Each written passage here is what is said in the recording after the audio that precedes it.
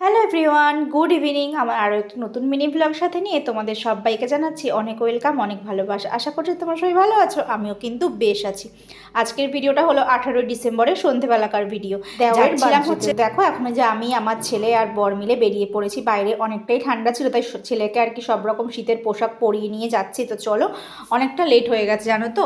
ওই যে ছেলেকে নিয়ে আর কি বলবো বলো, নতুন করে তো বাচ্চা নিয়ে যেসব মায়েরা কোথাও যায় তারাই জানে কতটা আর কি প্রবলেমে পড়তে হয় কোথাও যাওয়ার সময়। দেখো এই যে বলতে বলতে চলেও এসেছি, আর ওরা জন্য তো আমাদেরকে ফোন করেছিল যে কখন আসবো, মানে আমাদের জন্য ওয়েট করছিল, কেকটা কাটতে পারছিল না। আর দেখো এই যে ছেলে আজকে ওর কাকাইয়ের কাছে গেছে, ওর এই কাকাইয়েরই বার্থডে। তো দেখো যাওয়ার পরেই ভাইকারকে গিফটটা দিয়ে দিলাম।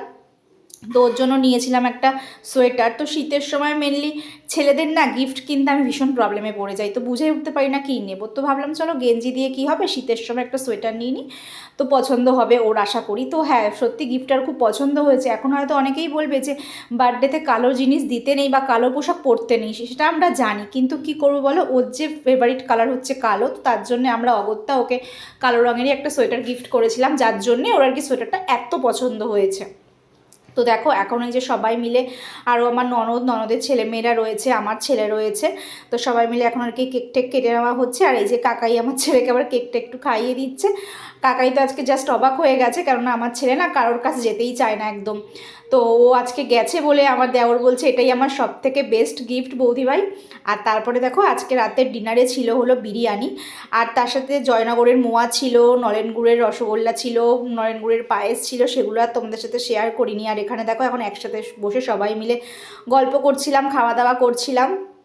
আমার দেওয়ার আবার বলছে তুমি কিন্তু এখানে কথাগুলো কিছু দিও না। না না, এটা আমার পরিবার নিয়ে, তাহলে তোমাদের একটা ছোট্ট করে কথাই বলে দিই। তো আমার পরিবারের সবাই জানো তো খুবই সিম্পল সাধারণভাবে, মামা আবার দেখো তাকিয়ে হেসে দেবে। আর আমার ছেলের অবস্থা দেখে দামি পোশাক আশাক পরে সবসময় সব কিছু সেলিব্রেশন করে বা সুন্দর করে কোনো কিছু ডেকোরেশন করে, আমরা এরকমভাবেই করে আসছি। আর আমিও বিয়ের পর থেকে এভাবে দেখে এসে না এইসব ছোটোখাটো জিনিসে সুখ অনেকখানি জানো তো। সবসময় যে দামি রেস্টুরেন্টে বা অনেক বা দামিভাবে বা অনেক হ্যাবক্করভাবে সেলিব্রেশন মানে সেটাকে সেলিব্রেশন বলা হয় না, পরিবারের সবার সাথে প্রতিটা আনন্দের মুহূর্ত ভাগ করে নেওয়াটাই আমরা বেশি পছন্দ করি। তাই আমরা এভাবেই সব কিছু সেলিব্রেশন করি। তোমরা সেটা ভিডিওর মাধ্যমে আশা করি দেখতেও পাও, আর আমাকে তোমরা অনেক ভালোবাসাও দিয়েছো।